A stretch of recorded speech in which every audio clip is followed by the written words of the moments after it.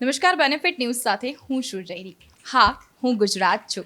કૃષ્ણની દ્વારિકાને જળને સાચવીને બેઠેલું હું ગુજરાત છું.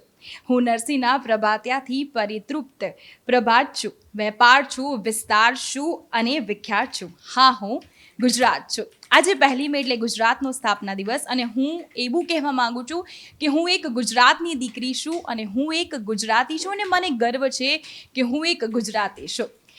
બેનિફિટ ન્યૂઝ નેટવર્કમાં જે અલગ અલગ લોકો જોબ કરી રહ્યા છે, અહીંયા કામ કરી રહ્યા છે, આપણે એમની સાથે વાતચીત કરીશું કે તેઓ એક ગુજરાતી હોવાનો કેવો અનુભવ આપણી સાથે શેર કરશે, કે શું કહેશે. બહારથી પણ એવા લોકો છે જે પંજાબના છે, મહારાષ્ટ્રના છે અને અહીંયા ગુજરાતમાં વસેલા છે. એવા લોકો પાસેથી જાણીશું કે આજના દિવસે તેમનું શું કહેવું છે. મને ગુજરાતી હોવાનો ખૂબ જ ગર્વ છે અને 2 મુખ્ય કારણ છે.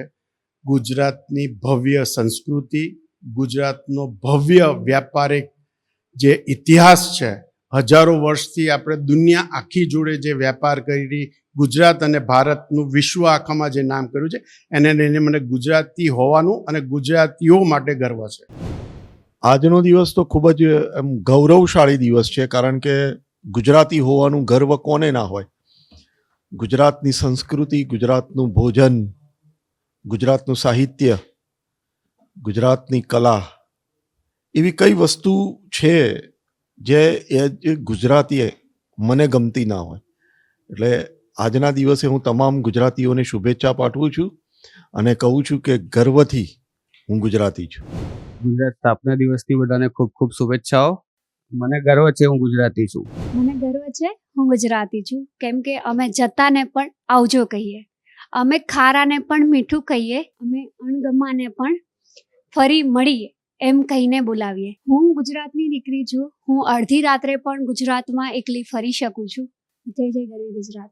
ગુજરાતના સ્થાપના દિવસની આપ સર્વેને હાર્દિક શુભકામનાઓ. અને આજે આપણે એવી આશા રાખીએ કે ગુજરાતનો જે એટલો સરસ વારસો છે, પરંપરા છે, અને આગળ વધારી શકીએ અને આપણે આપણા ગુજરાતને ગૌરવ પ્રદાન કરીએ. Thank you. આજના ગુજરાત સ્થાપના દિવસ નિમિત્તે દેશ દુનિયામાં વસતા દરેક ગુજરાતીઓને આજના દિવસની શુભકામનાઓ. મને ગર્વ છે કે હું એક ગુજરાતી છું અને આપણા જે ગુજરાતી છે દેશ દુનિયામાં વસેલા હોય છે. તમે જ્યાં જશો ત્યાં તમને ગુજરાતી મળશે. દેશના કોઈ ખૂણામાં જાઓ કે દુનિયામાં કોઈ ખૂણામાં જાઓ, જેમ કે આપણા ગુજરાતી છે તો જ્યાં ગુજરાતી હોય છે ત્યાં આપણું જમણ પણ હોય છે. મતલબ હાંડવો, ફાફડા, ઢોકળા, મુઠિયા, મતલબ ગુજરાતીઓ જ્યાં વસે છે ત્યાં આપણી વાનગીઓ પણ વસે છે. તો દુનિયામાં એક ગુજરાતીઓ એક પોતાનું નાનું ગુજરાત વસાયું છે, એવું સારું ફીલ થાય છે કે હું પણ એક ગુજરાતી છું. અને આ ગુજરાત છે, આ મારા ગાંધીનું ગુજરાત છે, આ મારા સરદારનું ગુજરાત છે.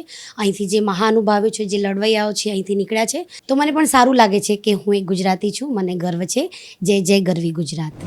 मैं गुजरात में 2007 में आई थी. मुझे अभी याद है कि 7 था, मतलब 7 जुलाई 2007 गुजरात में आई थी. उसके पहले मुझे गुजरात के बारे में कुछ भी नहीं पता था, लेकिन जब गुजरात आई तो धीरे धीरे यहाँ पे स्कूल पे गई, कॉलेज पे गई, फिर नौकरी पे गई. मतलब गुजरात में आप आने के बाद है ना, बिल्कुल ऐसे आपको अजीब नहीं लगेगा, अकेलापन नहीं लगेगा. मतलब लगेगा कि सब लोग बस साथ में ही हैं. यहाँ पे लोग बहुत ही प्यारे होते हैं. और अब तो मैं खुद भी गुजरात के रंग में रंग चुकी हूँ, तो मैं भी पूरी की पूरी गुजराती हो चुकी हूँ.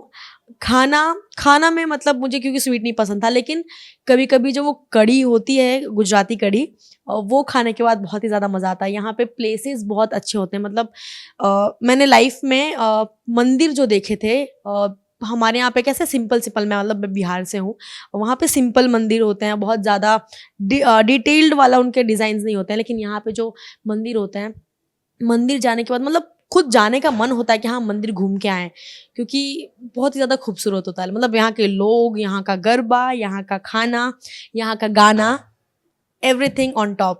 ગુજરાત સ્થાપના દિવસની બધાને ખૂબ ખૂબ વધાઈ. હું એટલું જ કહેવા માંગીશ કે બધા ગુજરાતીઓ આખી દુનિયામાં ફેલાયેલા છે અને ગુજરાતમાં જે પણ લોકો રહે છે, જે બહારના લોકો છે, બહારના પ્રદેશોના લોકો છે, એના માટે અમે હંમેશા વેલકમ છીએ. અમે હંમેશા બધાને ઘરે બોલાવતા હોઈએ છીએ, જમાડતા હોઈએ છીએ, પ્રેમથી રાખતા હોઈએ છીએ અને આ જ વસ્તુ બધા ગુજરાતીઓ ની અંદર ઇનબિલ્ટ સોફ્ટવેર છે ગુજરાતીઓનું કે બધાને ઇન્વાઇટ કરતા હોય છે, જ્યાં પણ હોય એમને બોલાવતા હોય છે અને ખુશીથી હળીમળીને રહેતા હોય છે. એ મને બહુ જ ગમે છે. દ્વારકા જેવા ધાર્મિક અને ઐતિહાસિક ગૌરવ ધરાવતું મારું ગુજરાત મને અતિ પ્રિય છે. ગર્વ છે મને ગુજરાતી હોવાનું. જય જય ગરવી ગુજરાત. सबसे पहले तो सबको गुजरात फाउंडेशन डे की बहुत सारी शुभकामनाएं.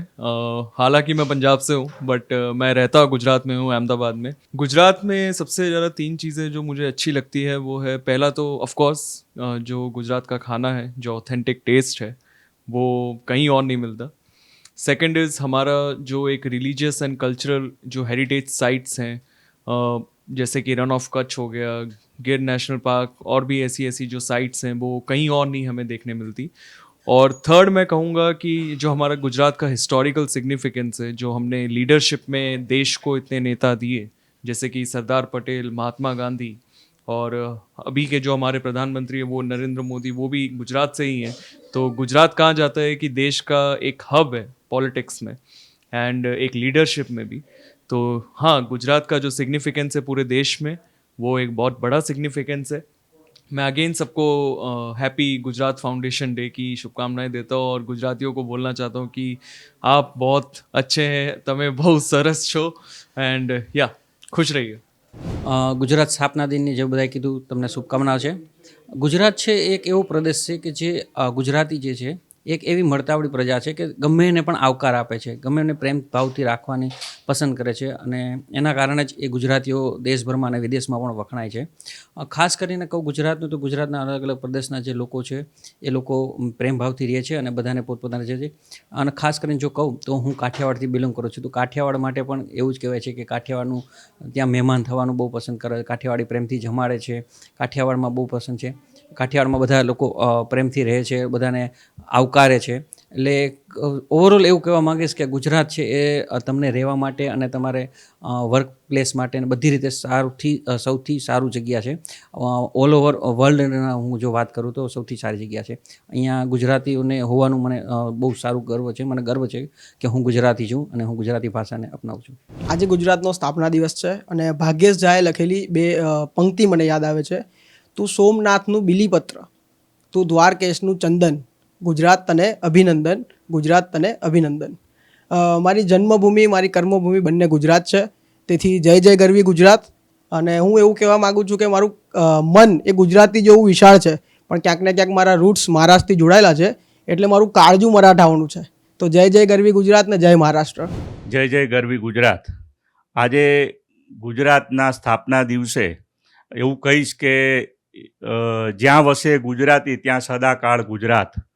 એટલે ગુજરાતી જ્યાં જ્યાં વસો છે ત્યાં એક નવું ગુજરાત વસ્યું છે. એટલે ગુજરાતી હંમેશા કોઈ મતલબ રાજ્ય હોય કે દેશ હોય ત્યાં એની આગવી એક ઓળખ ઊભી કરી છે. ગુજરાતનું વર્લ્ડના નકશામાં એક મહત્ત્વ છે. વાત કરીશ જે 1 મેની જે ગુજરાતના સ્થાપના દિવસની ઉજવણી, તો જ્યારે પણ આપણે જે મહાગુજરાત ચળવળ શરૂ થઈ તો એમાં ઇન્દુ ચાચાની એક મહત્ત્વની ભૂમિકા હતી. તો આવા ઇન્દુ ચાચા જેવા જે ચળવળકારો હતા, મહાગુજરાત ચળવળના મતલબ એ વખતે જે આંદોલન છેડ્યું, તો એ ચળવળકારોને આજે કંઈ ખાસ એવું લાગે છે કે યાદ કરવામાં આવતા નથી, અથવા તો એના જે સ્મારકો છે અથવા એમની સાથે જોડાયેલી સ્મરણો છે એને કોઈ ખાસ યાદ કરવામાં આવતા નથી. તો હું માનું છું કે આ ચળવળકારોને 1 મેના દિવસે યાદ કરવા જોઈએ, એમના માટે વિશેષ કાર્યક્રમો કરવા જોઈએ અને આ ચળવળકારોની શું ભૂમિકા હતી એ અત્યારની હાલની જે પેઢી છે એને સમક્ષ મૂકવા જોઈએ અને તો જ ખબર પડશે કે મહાગુજરાત ચળવળ શું હતી. અત્યારે નવી પેઢીને તમારે કદાચ પૂછવા જશો તો ઇન્દુ ચાચા અને એ જે મહાગુજરાતના ચળવળકારો હતા એના વિશે ભાગ્યે જ કોઈ જે 4-5 લીટી બોલી શકશે.